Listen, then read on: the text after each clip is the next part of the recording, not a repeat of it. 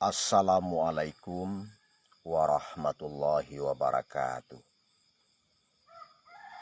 Alhamdulillahi rabbil alamin wal aqibatu lil muttaqin wassalatu wassalamu ala asyrafil anbiya'i wal mursalin wa ala alihi wa sahbihi ajmain. Asyhadu an la ilaha illallah wahdahu la syarikalah wa asyhadu anna Muhammadan abduhu wa rasuluh sallallahu alaihi wasallam. Rabbi syrah li sadri wa yassir li amri wahlul 'uqdatam min lisani yafqahu qauli.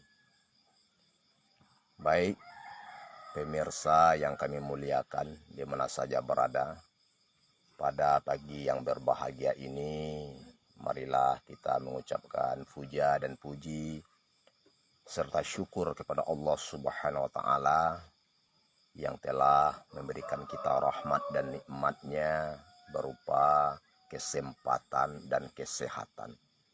Kesempatan usia umur kita masih diperpanjangkan oleh Allah Subhanahu wa Ta'ala.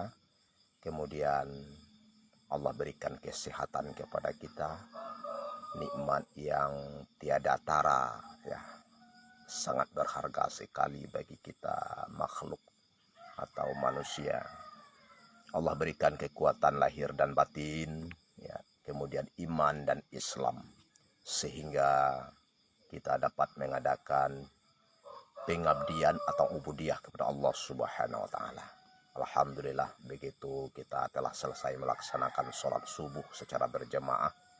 Mudah-mudahan ya kita buka subuh kita dengan rukuk dan bersujud kepada Sang Pencipta langit dan bumi, ya.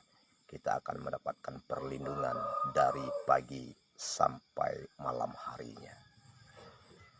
Salawat dan salam kita doakan kepada Habibullah Nabi Muhammad sallallahu alaihi wasallam sebagai contoh uswah, ya, suri teladan bagi umat manusia ataupun figur di tengah masyarakat dunia yang telah menuntun kita, membimbing kita ke jalan yang benar, ke jalan yang lurus, yaitu ihdinas siratal mustaqim siratal ladzina an'amta 'alaihim ghairil maghdubi 'alaihim waladdallin.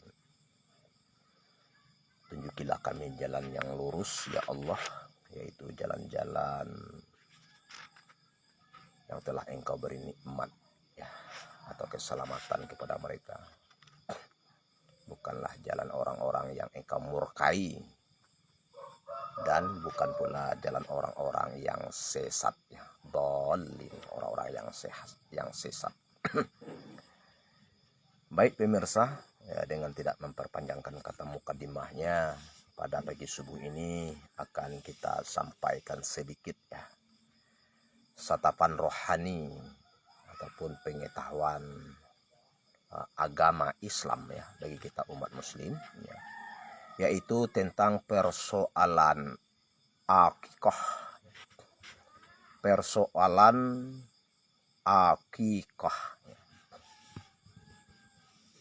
Terlebih dahulu kita mengenal, ya, ada dua macam saja bentuk sembelihan yang disyariatkan atau yang disunnahkan oleh syariat Islam, ya, tentunya melalui ajaran Nabi Muhammad sallallahu alaihi wasallam. Sembelihan itu pertama disebut dengan kurban. Kurban. Yang kedua, sembelihan itu disebut dengan akikah. Akikah. Baik kurban dan akikah. Hukum, ya, di dalam syariat, hukumnya di dalam syariat itu merupakan sunat muakkad. Sunat muakkad sangat dianjurkan bagi orang-orang yang mempunyai kemampuan, ya, bagi orang-orang yang mempunyai kesanggupan untuk melaksanakannya. Tentu kemampuan dan kesanggupan tersebut, ya, berkenaan dengan kepemilikan harta. Jadi berkenaan dengan kepemilikan harta, ya.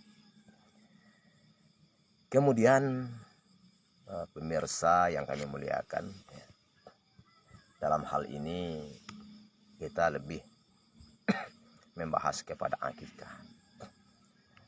terlebih dahulu kita pahami, kita harus paham dan mengerti apa itu akikah. Ini yang terpenting terlebih dulu. Apa itu akikah? Akikah adalah sembelihan yang disembelih untuk anak yang baru lahir. Itu akikah. Ditanya lagi, apa itu akikah? Jawabannya adalah sembelihan yang disembelih untuk anak yang baru lahir. Pengarang kitab Mukhtar As-Sihah, pengarang kitab Mukhtar As-Sihah mengatakan, al-akikah atau al-iqah adalah rambut makhluk yang baru lahir.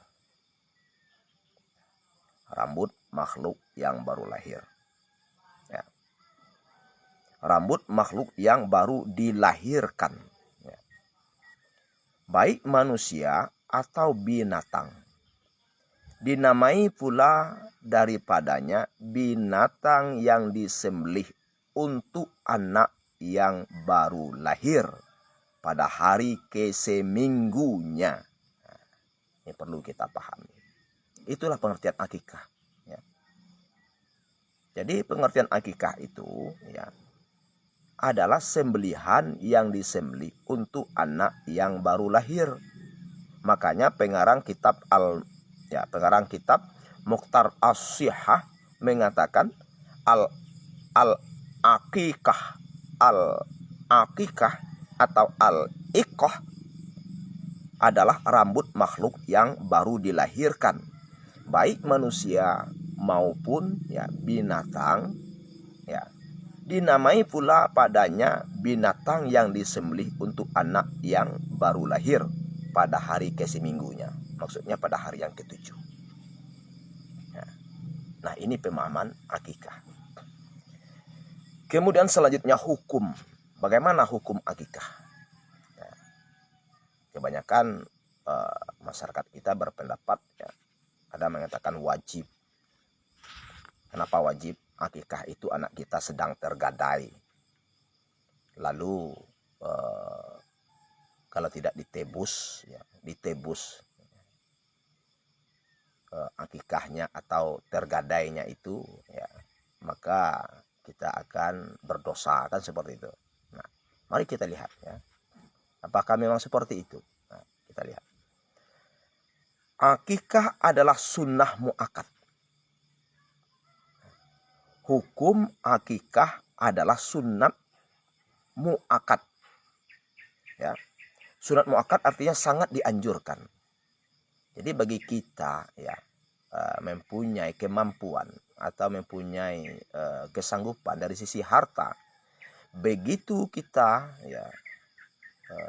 menerima karunia Allah atau menerima anugerah dari Allah Subhanahu wa taala atau dikaruniakan seorang anak gitu. Lahir seorang anak bagi kita. Sebagai tanda kita bersyukur kepada nikmat Allah tersebut, anak yang baru kita terima dari lahirnya itu, Tanda kita bersyukur, makanya kita berakikah. Berakikah. Jadi hukumnya sunat muakkad, sangat dianjurkan. Jadi bagi orang-orang yang mempunyai kemampuan harta tidak mau mengakikahkan anaknya pada hari yang ke-7 ataupun hari yang ke-14 ataupun hari yang ke-21 atau semasa ia masih hidup, di mana ada kesanggupan untuk itu ya sudah sanggup atau sudah mampu tidak mau mengakikahkan anaknya, maka dihukumlah yaitu makruh. Dihukumlah baginya itu suatu celaan. Artinya lebih utama yaitu berakikah daripada meninggalkan akikah kalau dia diberi kemampuan. Bisa jadi di situ maknanya berdosa kalau dia punya kemampuan tidak berakikah. Hukumnya sama dengan hukum kurban. Pemirsa, sunat muakkad sangat dianjurkan. Sunat muakkad atau muakkadah. Sekalipun orang tua dalam keadaan sulit akikah dilakukan oleh Rasulullah SAW dan oleh para sahabat. Ashabus Sunan, ya, Ashabus Sunan meriwayatkan bahwa Nabi Shallallahu Alaihi Wasallam meakikahkan Hasan dan Husin masing-masing seekor kambing kibas. Nah, disinilah pemahaman ya, bagi orang-orang yang meakikahkan anak laki-laki itu ya, dibolehkan satu sembelihan. Ya. Kenapa demikian? Karena berdasarkan riwayat Ashabus Sunan bahwasanya Nabi Muhammad SAW meakikahkan cucu beliau, ya, anak Fatimah, anak Ali bin Abi Thalib, namanya Hasan. Satu, yang kedua nama anaknya Husin, Hasan dan Husin. Ya, masing-masing akikah untuk Hasan dan Husin berdua itu, ya, oleh Rasulullah Shallallahu Alaihi Wasallam, ya, masing-masingnya seekor kambing kibas. Kalau masing-masingnya seekor kambing kibas, artinya kambing yang agak besar, ya, yang gemuk, yang subur. Nah, ya, masing-masingnya satu ekor. Nah, ya. Jadi disitulah yang membolehkan akikah untuk anak laki-laki itu ya satu ekor. Ya, satu ekor tersebut kalau kemampuan kita agak kurang ya. Satu ekor tersebut yang memadai, yang agak cukup, yang agak gemuk, yang agak besar seperti itu. Ya. Kenapa demikian? Karena pernyataan Nabi Muhammad SAW ya, akikah untuk seorang anak laki-laki itu 2 ekor kambing. Ya, 2 ekor kambing ya. Akikah untuk seorang anak laki-laki itu ya, bayi laki-laki, anak laki-laki ya, al-ghulam ya, atau walidin ya, anak tersebut ya, itu 1 ekor, 2 ekor kambing maksudnya, 2 ekor kambing. Kemudian kenapa dibolehkan 1 ekor kambing? Itu berdasarkan ya, apa yang diriwayatkan oleh Ashabus Sunan ya, bahwasanya Nabi Muhammad mengakikahkan cucunya Hasan dan Husin, masing-masing mereka seekor kambing. Kemudian kalau anak perempuan itu sudah jelas 1 ekor kambing. Ya, tidak dibantahkan lagi. Baik pemirsa, kita lanjutkan. Al-laits. Ya. Kita perhatikan. Al-laitsi. Al-laitsi berpendapat ya, hukum akikah itu wajib. Ya. Hukum akikah itu wajib, kata Al-Laitsi berpendapat wajib. Demikian pula Daud Az-Zahiri, hukum akikah adalah hukum yang berlaku pada kurban. Ya. Daud Az-Zahiri juga menyatakan berpendapat bahwa hukum daripada akikah itu sama dengan hukum berkurban. Hukum kurban. Apa itu? Sunat muakkad. Ya, sunat muakkad. Hanya untuk akikah tidak dibolehkan bergabung musyarakah. Nah, ini banyak nih problem ini kita melihat. Ya. Akikah masa ya digabungkan. Nah, ya. Maksudnya seperti ini ya. Menurut pendapat Daud Az-Zahiri, ya, hukum akikah adalah ya, Az-Zahiri. Al-Lais berpendapat wajib. Demikian pula Daud Az-Zahiri. Nah, di situ titik ya. Kemudian hukum akikah adalah hukum yang berlaku untuk kurban. Artinya sunat muakkad. Umumnya atau kebanyakan ulama berpendapat itu akikah itu hukumnya sunat muakkad. Ya. Sunat muakkad. Ya. Kemudian akikah itu tidak dibolehkan digabungkan. Nah ini ada ini fenomena ini dalam bermasyarakat. Ada anaknya belum berakikah 7 orang. Nah, kan seperti itu. Atau 5 orang. Lalu digabungkan. Ya. Nah, dibelikannya seekor kerbau. Atau seekor lembu. Atau seekor sapi. Dia sembelihkan. Ya. Dia sembelih atas niat. Ya, maksud akikah seperti itu. Nah, hal seperti ini tidak ada syariat dan tidak disunatkan kecuali kurban. Kenapa demikian? Ya, karena perbuatan ini ya tidak disunnahkan atau tidak pernah dikerjakan oleh Nabi Muhammad SAW. Coba bayangkan, ya, bagaimana kita mengumpul ya 7 orang anak perempuan untuk dilangsungkan akikahnya pada satu waktu, dalam bentuk akikah digabungkan sembelihannya menjadi seekor sapi atau lembu.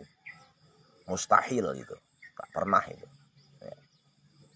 Ataupun mengumpulkan ya, ketentuan hari yang sama ya, dari anak laki-laki,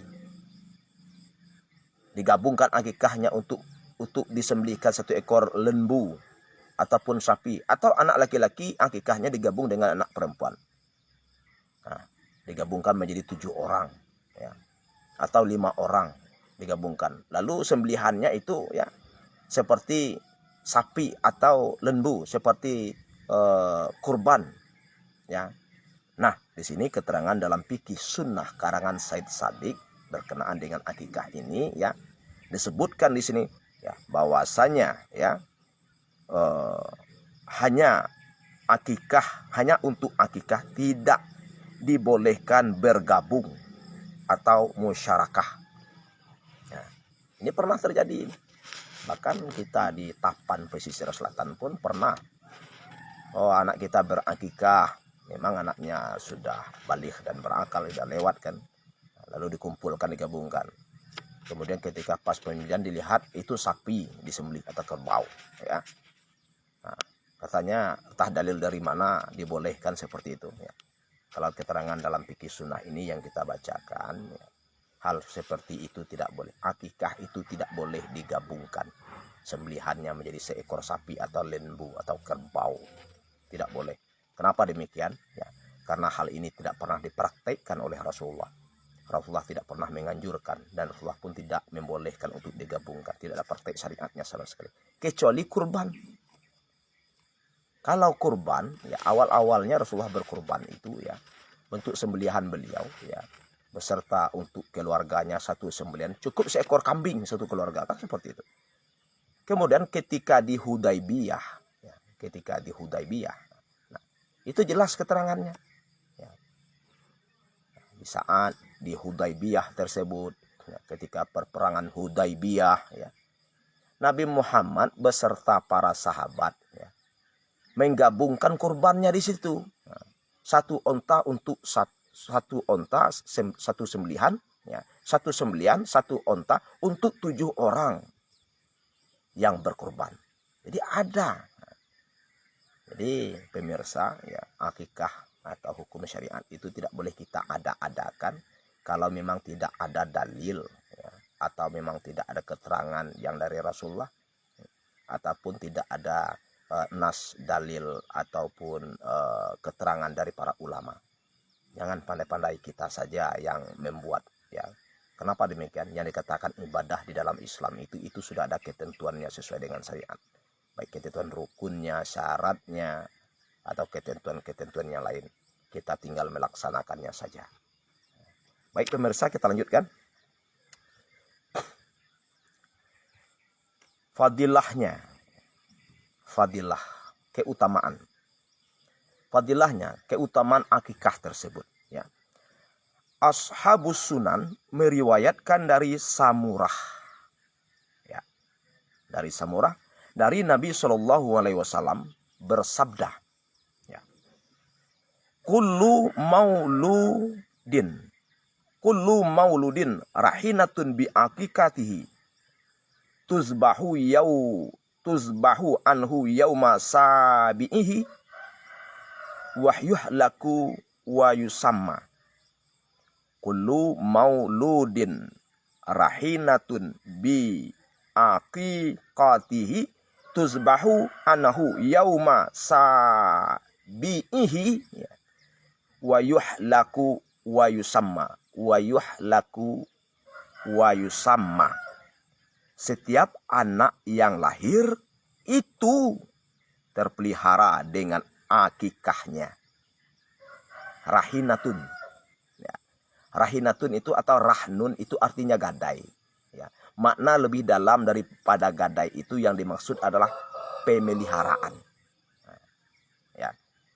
Nah, di sini artinya hadis tersebut, setiap anak yang lahir itu terpelihara dengan akikahnya yang disembelih untuknya pada hari ketujuhnya. Ia dicukur rambut dan diberi nama. Nah, ya. Ini yang diriwayatkan oleh Ashabus Sunan. Ini hadisnya. Ya. Kemudian pemirsa yang kami muliakan, ya, di mana saja berada. Dan dari Salman bin Amir Abi Dhabi, ya, dari Salman bin Amir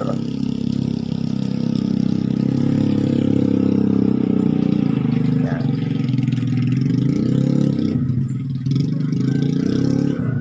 dan dari Salman bin Amir Ad-Dhabi, ya, Salman bin Amir Ad-Dhabi, bahwa Nabi Muhammad sallallahu alaihi wasallam bersabda, ma'al ghulam akikatuhu fa ahriku alaihi dama wa amitu anhul aza. Ya, riwayat al-khamsah, artinya berlima periwayat hadis itu sepakat hadis ini. Ya. Siapa itu al-khamsah itu? Ya. Di situ ada Bukhari, ada Muslim, ada Tirmizi, ya, ada An-Nasa'i, ya, ada Al-Baihaqi. Ya.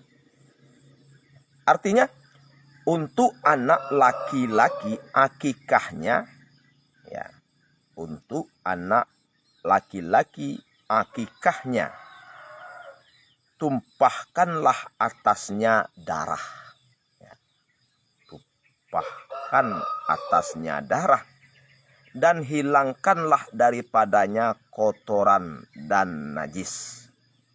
Ma'al ghulam. Kalau ma'al ghulam itu anak kecil, ya, anak kecil laki-laki, ya. Ma'al ghulam. Untuk anak laki-laki akikahnya, tumpahkanlah atasnya darah dan hilangkanlah daripadanya kotoran dan najis. Ya. Baik, akikah untuk anak laki-laki dan akikah untuk anak perempuan. Di sini kita lihat, ya.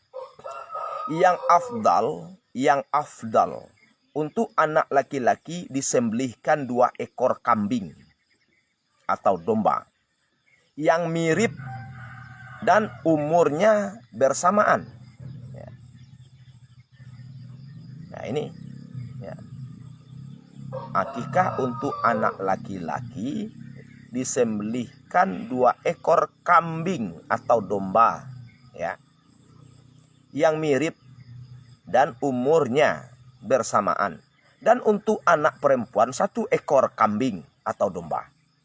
Dari Ummu Qars, ya, dari Ummu Qars Al-Ka'biyah berkata, aku pernah mendengar Rasulullah SAW bersabda, anil gulami syatani mutakafiatani wa anil jariyati syah atau syahtun. Untuk anak laki-laki 2 ekor kambing yang mirip, ya, dan untuk anak perempuan 1 ekor kambing. Dan dibolehkan 1 ekor domba untuk anak laki-laki. Rasulullah SAW pernah melakukan yang demikian untuk Hasan dan Husain. Nah, bertemu di situ.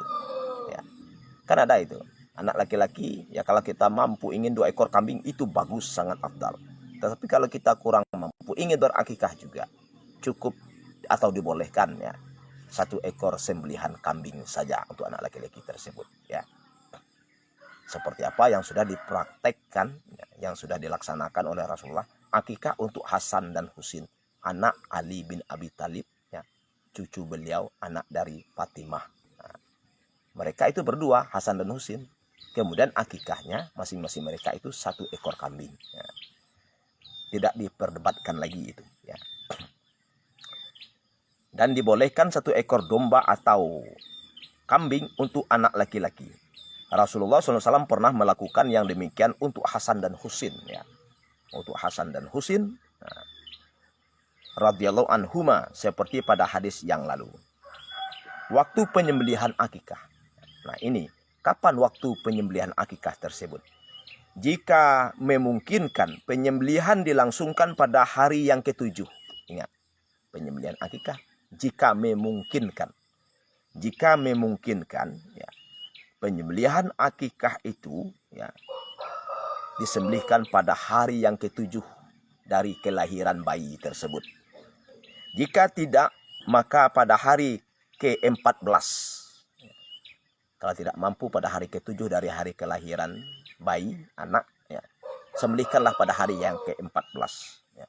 Dan jika yang demikian masih tidak memungkinkan, ya, tidak memungkinkan di hari yang ke-14, maka ya, pada kapan saja dalam hadis yang diriwayatkan oleh Al-Baihaqi dikatakan, tuzbahu li sab'in wa li arba'a asyara wali ihda wali ihda wa ishrin, disembelih pada hari ke-7 dan hari ke-14 dan pada hari ke-21. Nah, itu penyembelihan, waktu penyembelihan akikah tersebut. Ya. Baik, selanjutnya pemirsa dimanapun berada. Kalau sekiranya akikah itu ya, bersamaan dengan kurban waktunya atau bertemunya ya, waktu penyembelihan akikah itu dengan waktu penyembelihan kurban ya, bertemu hari yang sama ya, mazhab Hambali berpendapat apabila hari kurban dan hari akikah jatuh pada hari yang sama, maka cukup 1 sembelihan untuknya. Ya, seperti halnya bila hari raya Id jatuh pada hari Jumat, ya, sunnah mandi untuk salah satunya. Nah, jadi dikiaskan ke situ. Ya. Bila hari raya Id, Idul Fitri atau Idul Adha kan seperti itu. Ya. Kan seperti itu. Nah, disunahkan mandi, ya, disunahkan mandi pada salah satunya. Cukup 1 mandi saja. Tidak perlu pula mandi sunat Jumat, tidak perlu pula mandi sunnah ya hari raya Id. Nah, cukup 1 mandi saja, mandi sunatnya. Jadi apabila bertemu ya hari yang sama ya, penyembelihan akikah dengan penyembelihan kurban bertemu dengan hari yang sama. Ya. Kata daripada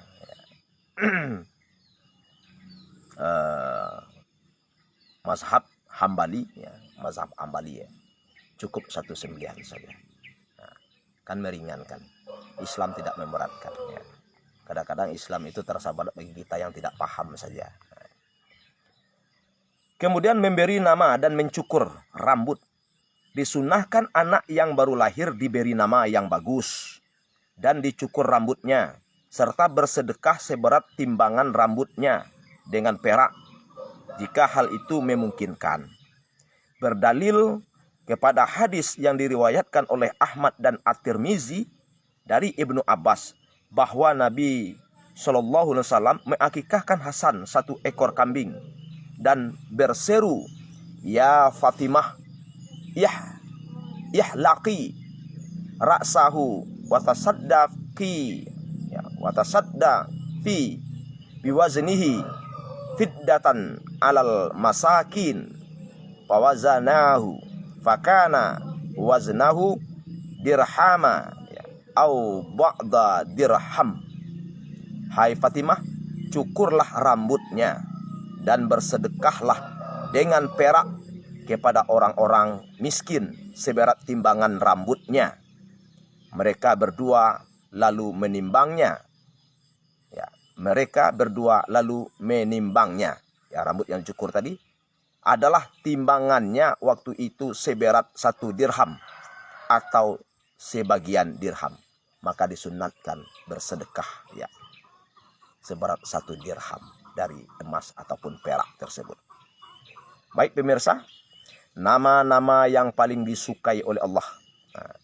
Nama-nama yang paling disukai adalah Abdullah, Abdurrahman, berdalil kepada hadis yang diriwayatkan oleh Muslim. Dan nama yang paling benar adalah Hammam dan Harits, seperti yang terdapat di dalam hadis-hadis sahih. Dan dibolehkan memberi nama dengan nama malaikat, para nabi dan Toha serta Yasin. Ibnu Hazam mengatakan mereka sepakat tidak membolehkan mengharamkan memberi nama yang disembah selain Allah, seperti Abdu Uzza, Abdu Hubal, Abdu Umar, Abdul Ka'bah, Umar Abdul Ka'bah, dan Hasya Abdul Muttalib. Jadi nama-nama seperti itu tidak boleh, karena itu merupakan sesembahan orang-orang musyrik atau orang-orang kafir sebelum ya Nabi Muhammad diutuskan ya di Mekah itu ya. Sebagian nama-nama yang makruh ya, Rasulullah SAW melarang memberi nama anak dengan nama-nama sebagai berikut: Yasar, itu makruh ya. Rabbah, Nujaih, Aflah ya.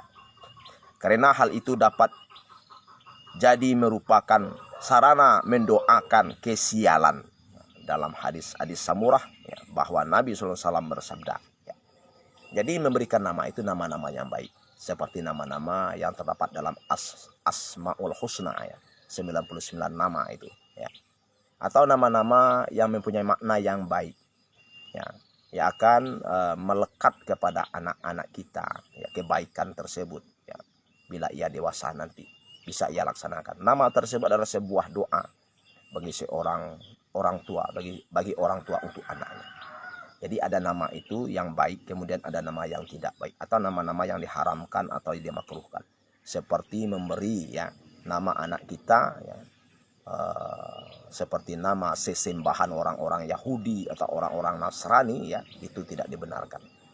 Oke pemirsa ya. Hadis Samurah ya, dalam hadis Samurah bahwa Nabi Muhammad SAW bersabda, la tusammi ulamaka Yasara wala Rabaha wala Nujaiha wala Aflaha fa innaka taqulu asamma huwa fala yakunu fayaqulu la. Riwayat Muslim ya. Hadis riwayat Muslim. Janganlah kau namai anakmu itu dengan Yasar. Ini nama Yasar tidak boleh ya. Maka orang-orang Islam, orang-orang Muslim kalau memberikan nama anak Yasar ya, itu tidak boleh atau tidak dibenarkan ya. Yasar atau dan Rabbah juga tidak boleh ya. Nujaih tidak boleh diberi. Dan Aflah pun tidak boleh. Aflah tidak boleh.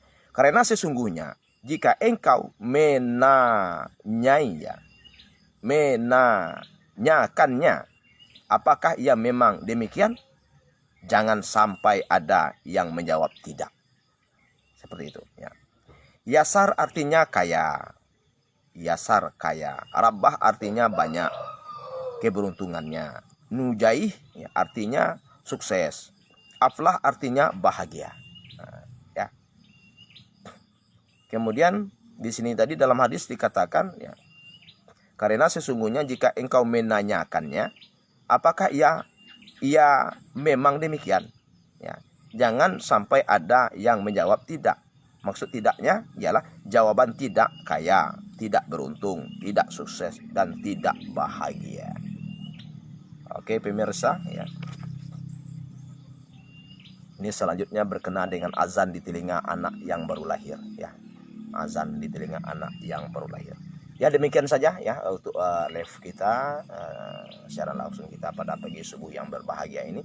Semoga apa yang kita bahas ini ya bisa kita pahami ya, sebagai pedoman dalam kehidupan kita. Demikian akhir kalam. Billahi taufiq wal hidayah. Assalamualaikum warahmatullahi wabarakatuh.